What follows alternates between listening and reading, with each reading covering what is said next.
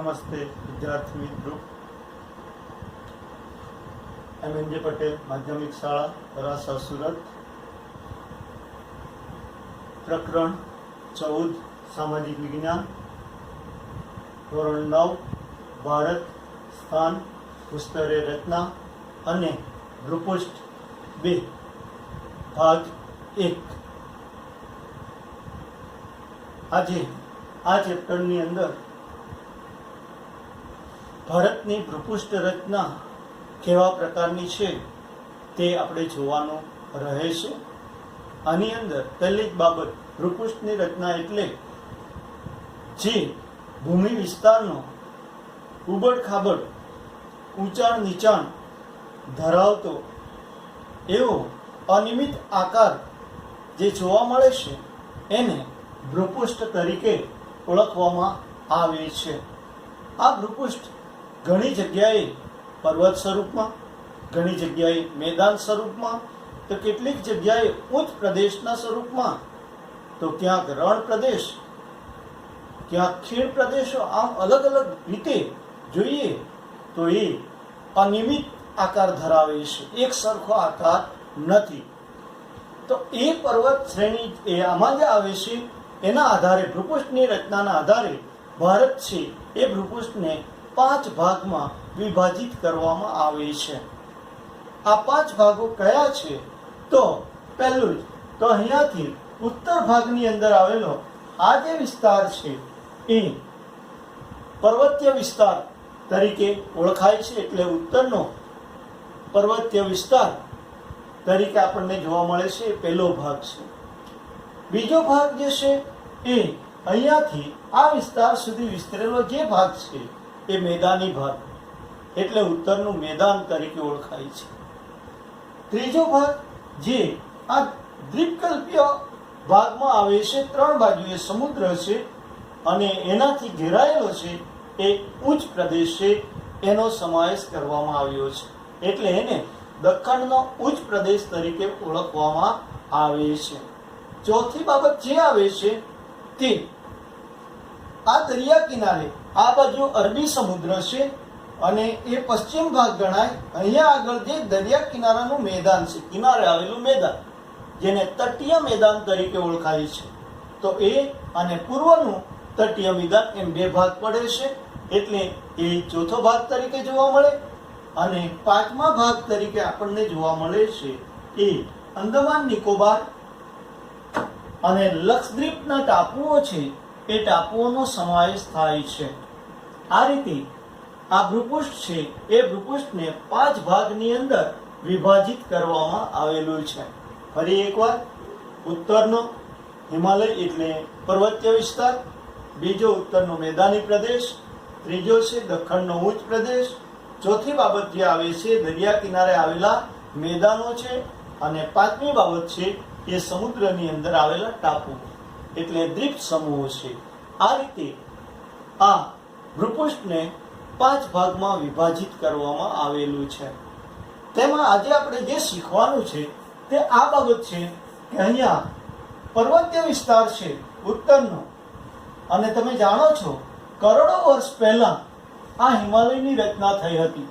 અગાઉના ચેપ્ટરમાં આપણે શીખ્યા છે આ હિમાલય છે એ હિમાલયની 3 પર્વત શ્રેણીઓ છે.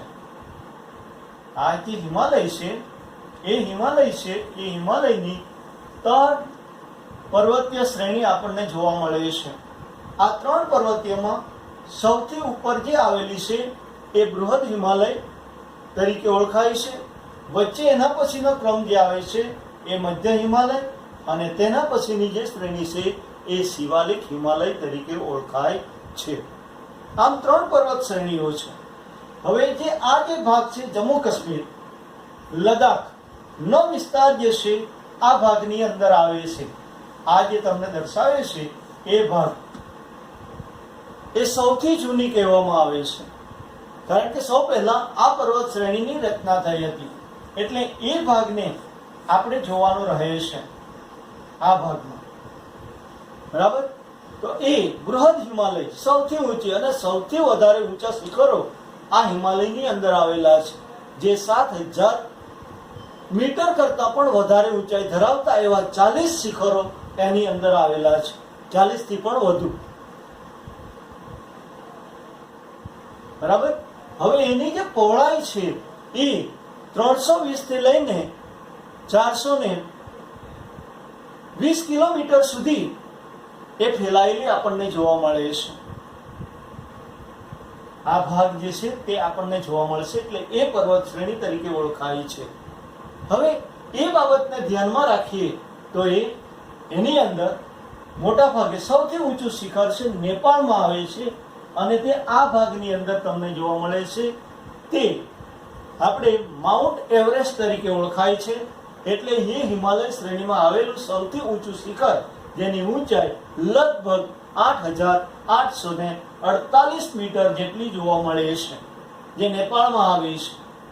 જ્યારે ભારતની ભૂમિ ઉપર અહીંયા આગળ જે પર્વત શ્રેણી છે, જેને કારાકોરમ શ્રેણી તરીકે ઓળખાય છે, કારાકોરમ પર્વત શ્રેણી તરીકે ઓળખાય છે, એની અંદર કેટો નામનું શિખર, જે ગોડવિન ઓસ્ટિન તરીકે ઓળખાય છે, એ કેટો શિખર સૌથી ઊંચું શિખર જોવા મળે છે. હવે પ્રશ્ન આવે છે તેમાં આ દર્શાવે છે કે ભારતનું સૌથી ઊંચું શિખર કયું?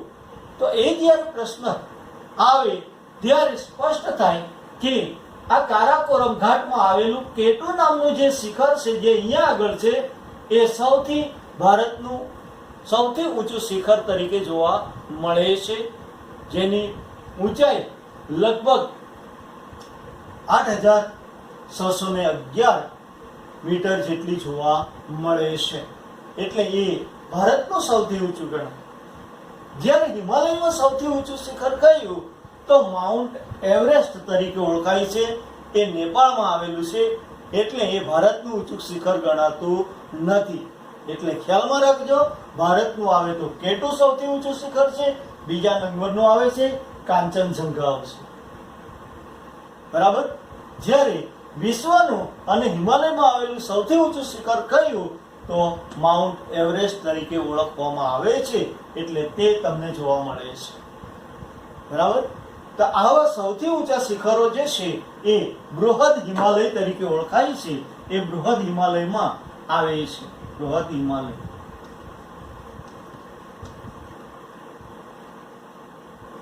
બરાબર. એટલે એ તમને જોવા મળે છે.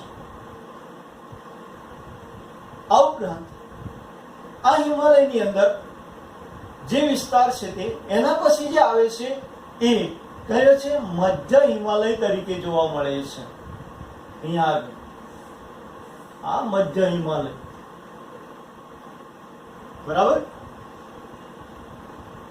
અને એની ઊંચાઈ લગભગ આપણને 40 થી 45 4,500 મીટર જેટલી ઊંચાઈ ધરાવે છે, 4,000 થી લઈને. બરાબર. આની જે બૃહદ હિમાલય છે એની ઊંચાઈ 7,000 મીટર થી વધુ છે. એટલે તે તમને જોવા મળે છે મધ્ય હિમાલય, બીજા નંબરનો વચ્ચેનો ભાગ છે એ. અને એના નીચે એટલે કે ભારત તરફ આવેલી જે હિમાલય છે એ શિવાલિક હિમાલય તરીકે ઓળખાય છે. શિવાલિક હિમાલય તરીકે ઓળખવામાં આવે છે. આમ આ ત્રણ શિવાલિક પર્વતમાળા એની ઊંચાઈ જે આપણે જોઈએ તો 1,000 મીટર જેટલી ઊંચાઈ ધરાવે છે. પહોળાઈની અંદર આ જે પર્વત શ્રેણી છે સમગ્ર એ 340 થી 320 થી લઈ બરાબર 420 કિલોમીટર જેટલી એની પહોળાઈ છે, જાડાઈ છે. એટલે તે જણાવે છે. આ રીતે આ પર્વત શ્રેણી 3 પર્વત શ્રેણી છે. પણ અને એની નીચે તરાઈના મેદાનો આવે છે. હવે વિગતવાર આપણે જોઈએ છે તો એની અંદર આ જે બૃહદ હિમાલય, મધ્ય હિમાલય અને શિવાલિક હિમાલય, આમ 3 શ્રેણી તમને જોવા મળે છે. હવેની બાબત જે આવે છે તે એની અંદર તમને સ્પષ્ટ આપે છે કે આ જે મધ્ય હિમાલય છે એની અંદર મોટા ભાગે જો આપણે પહેલા જોઈ ગયા બૃહદ હિમાલય, એમાં સૌથી ઊંચા શિખરો એવા કેટલા? તો 40 થી વધારે ઊંચાઈ 40 જેટલા શિખરો છે કે એનાથી વધુ છે, જે 7000 મીટર કરતા પણ વધારે ઊંચાઈ ધરાવે છે. જેમાં તમે જુઓ છો કારાકોરમ જે શ્રેણીમાં આવેલું કેટિવ શિખર છે, એ માઉન્ટ એવરેસ્ટ છે, કાંચનજંગા છે, ધોલક છે. આ બધા જે શિખરો છે એ સૌથી ઊંચાઈ પર આવેલા શિખરો આ બૃહદ હિમાલયમાં આવે છે. બીજું પણ નામ છે એનું, હિમાદ્રી તરીકે પણ ઓળખવામાં આવે છે. બીજું નામ હિમાદ્રી તરીકે પણ ઓળખાય છે, આંતર હિમાલય તરીકે પણ ઓળખાય છે. આમ જુદા જુદા નામથી ઓળખાય છે. મધ્ય હિમાલય છે એ અહીંયા આગળ તમને જોવા મળે છે. જમ્મુ કાશ્મીર છે, એની અંદર આવેલું લદ્દાખ વિસ્તાર છે, બરાબર. આ ઉપરાંત આપણે ઉત્તરાખંડ જે છે એ ભાગ, અહીંયા આગળ સિક્કિમ, અહીંયા એટલે નેપાળ, સિક્કિમ, ભૂતાન, બરાબર.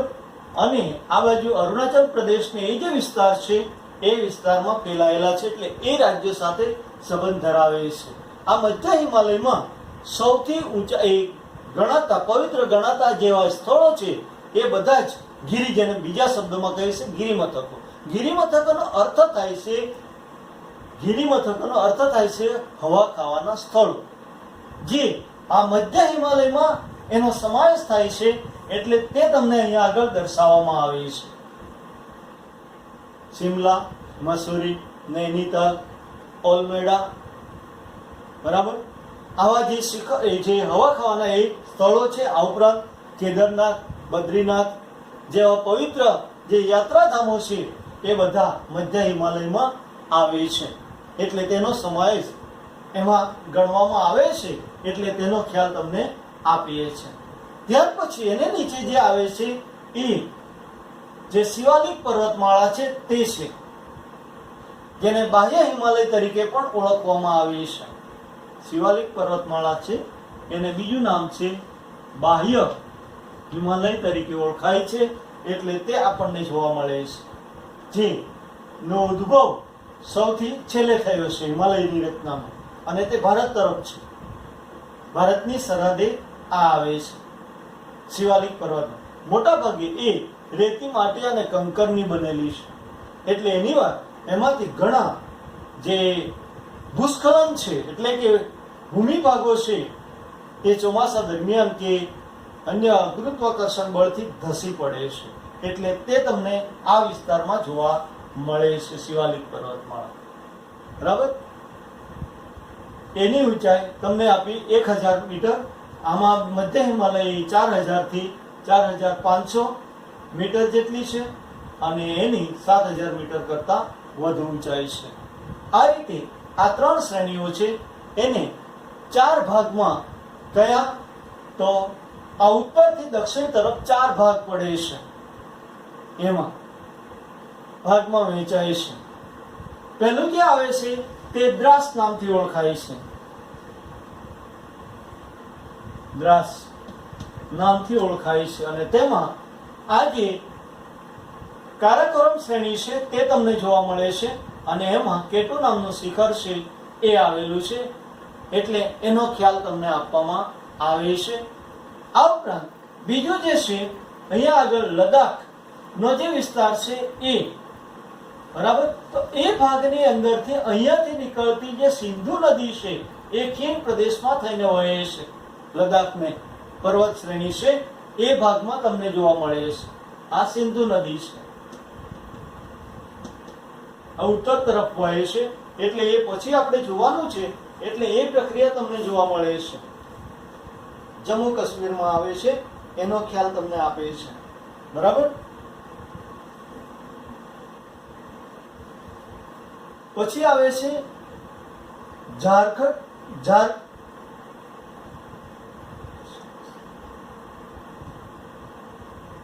લદ્દાખ અને ઝાસ્કર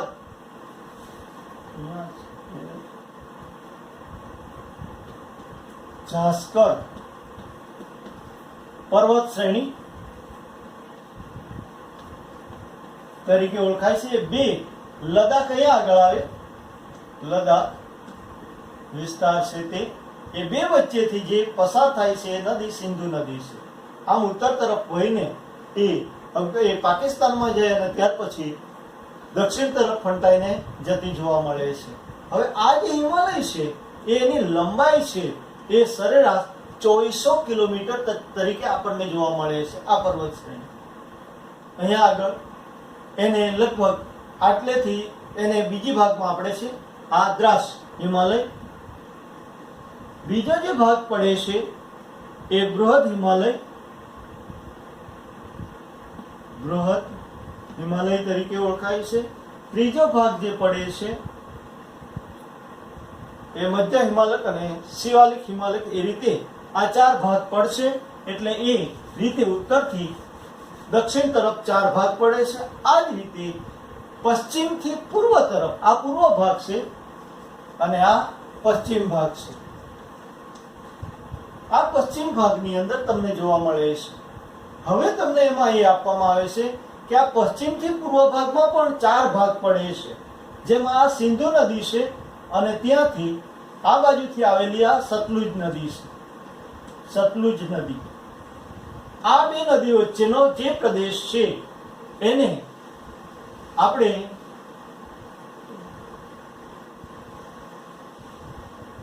સિંધ હિમાલય તરીકે ઓળખવામાં આવે છે. એટલે એ તમને જોવા મળે છે આ ભાગની અંદર. બરાબર. તો અહીંયા કયો વિસ્તાર છે? પંજાબ છે. એટલે આ ભાગ જે ગણાય છે એ પશ્ચિમ એટલે સિંધુ નદી અને સતલુજ નદી વચ્ચે આવે છે એને પંજાબ હિમાલય તરીકે ઓળખાય છે. આ કયા? પશ્ચિમથી પૂર્વ, પશ્ચિમથી પૂર્વ તરફ જતા પંજાબ હિમાલય છે.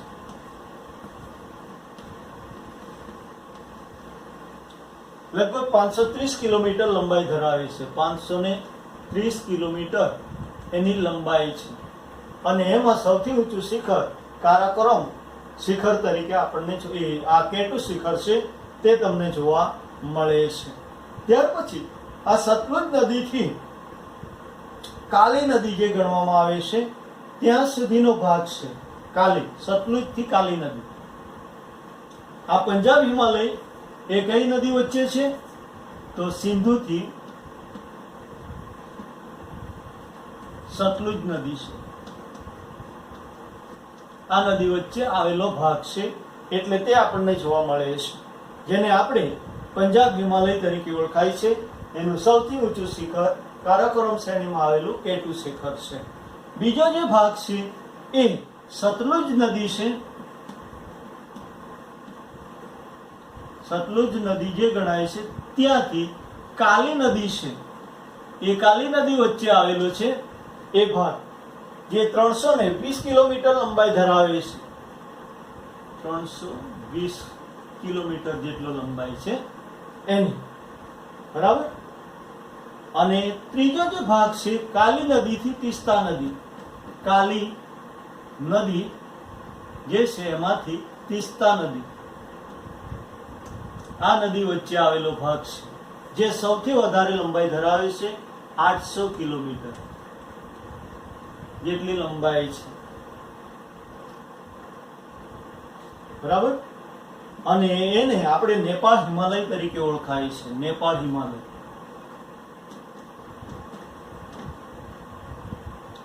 આ જે છે એ કુમાવ હિમાલય, કુમાવ હિમાલય તરીકે ઓળખાય છે. આ નેપાળ હિમાલય તરીકે ઓળખાય છે. અને તીસ્તાથી બ્રહ્મપુત્ર નદી છે. બ્રહ્મપુત્ર આ નદી વચ્ચે જે છે એ 700 થી વધારે કિલોમીટર લંબાઈ ધરાવે છે. 700 કિલોમીટરથી વધારે લંબાઈ છે. એટલે તે આપણને જોવા મળે છે. અને આ હિમાલય જે છે એ અસમ હિમાલય તરીકે ઓળખાય છે. અસમ હિમાલય. આ રીતે આ પશ્ચિમથી પૂર્વ તરફ જાય તો પંજાબ હિમાલય, કુમાવ હિમાલય, નેપાળ હિમાલય અને અસમ હિમાલય. આ રીતે 4 ભાગ પડે છે. અહીંથી અહીંયા આ ભાગ જે છે અને અહીંથી આ તરફનો ભાગ છે એ રીતે 4 ભાગની અંદર એ વહેંચવામાં આવી છે. હવે આ જે હિમાલય છે એની અંદર તમને જે જોવા મળે છે તો આ જે આપણે જોઈ ગયા શિવાલિક અને મધ્ય હિમાલય છે એની વચ્ચે 8 થી 16 કિલોમીટર લંબાઈ ધરાવતી રેતી, માટી અને કંકરની બનેલી કેટલીક પટ્ટી છે જેને દૂન તરીકે ઓળખવામાં આવે છે. એટલે શબ્દ આવે દૂન એટલે શું? તો દૂન એટલે આ શિવાલિક પર્વતમાળા અને મધ્ય હિમાલય વચ્ચે આવેલી 8 થી 16 કિલોમીટર લંબાઈ ધરાવતી રેતી, માટી, કંકરની બનેલી જે પટ્ટી છે એ પટ્ટીને દૂન તરીકે ઓળખવામાં આવે છે. બરાબર. જેમાં આપણે જોઈએ છે દેહરાદૂન, પાટલી દૂન, આ રીતે દૂન તરીકે ઓળખાતા ભાગો છે. એટલે તે પણ તમને જોવા મળે છે. એટલે આ રીતે આ હિમાલય શ્રેણી છે એને 4 ભાગમાં વહેંચવામાં આવી છે. કયાથી? યાદ રાખજો ખાસ, પૂર્વથી એ પશ્ચિમથી પૂર્વ તરફ જતા, એટલે આ તરફથી આ તરફ જતા. સરેરાશ આ આખી પર્વતમાળાની લંબાઈ 2400 કિલોમીટર છે. એટલે તેનો ખ્યાલ તમને આપવામાં આવે છે. બરાબર. આ ઉપરાંત આ પર્વત શ્રેણીની અંદર કેટલાક ઘાટ આવેલા છે.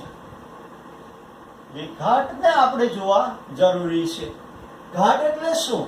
તો પર્વત શ્રેણીમાં એ કોઈ પણ પર્વત હોય એને આરપાર આ તરફથી બીજી તરફ જવા માટે બનાવવામાં આવેલા નાનકડા એવા નાના રસ્તાઓ છે. એ રસ્તાઓને ઘાટ તરીકે ઓળખાય છે. તો પહેલો ઘાટ જે છે અહીંયા આગળ આવેલો આ કારાકોરમ ઘાટના નામથી જ ઓળખાય છે. કારાકોરમ શ્રેણીમાં છે. અહીંયા આગળ જે આવેલો છે એ સિપકીલા ઘાટ તરીકે ઓળખાય છે. સિપકી. બરાબર. અહીંયા આગળ પણ ઘાટ આવે છે.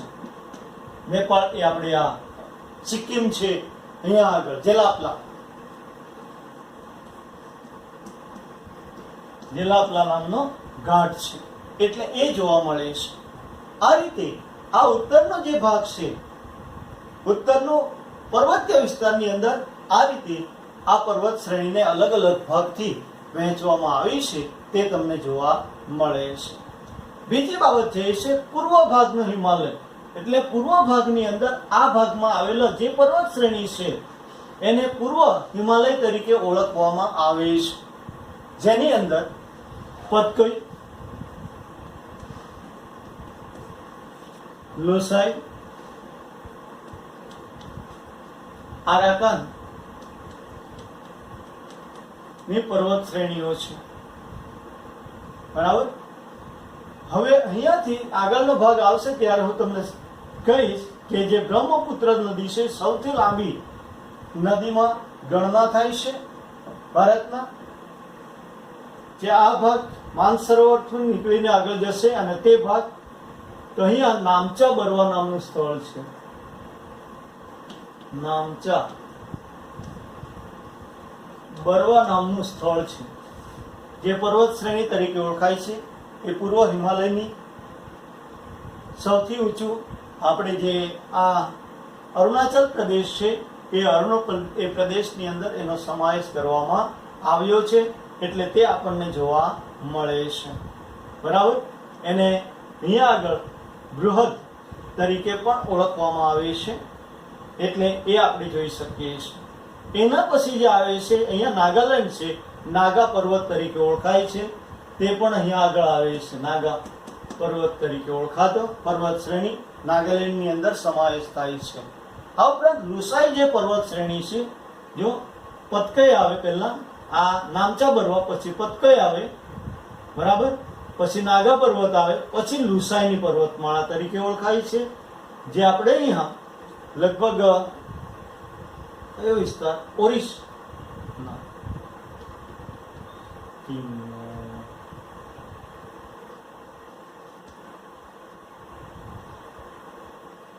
અને ત્યાર પછી અહીંયા આગળ કયું છે તો આરાકાન. આરાકાન જે છે એ આપણે બર્મા,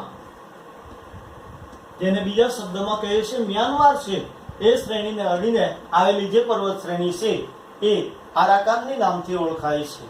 આ પર્વત શ્રેણીની અંદર આ વચ્ચે જે ભાગ છે એ ભાગની અંદર તમને કેટલીક પર્વત શ્રેણી જોવા મળે છે, જેમાં ખાસ કરીને અસમ, મેઘાલય રાજ્ય છે, એ રાજ્યની અંદર જોવા મળે છે.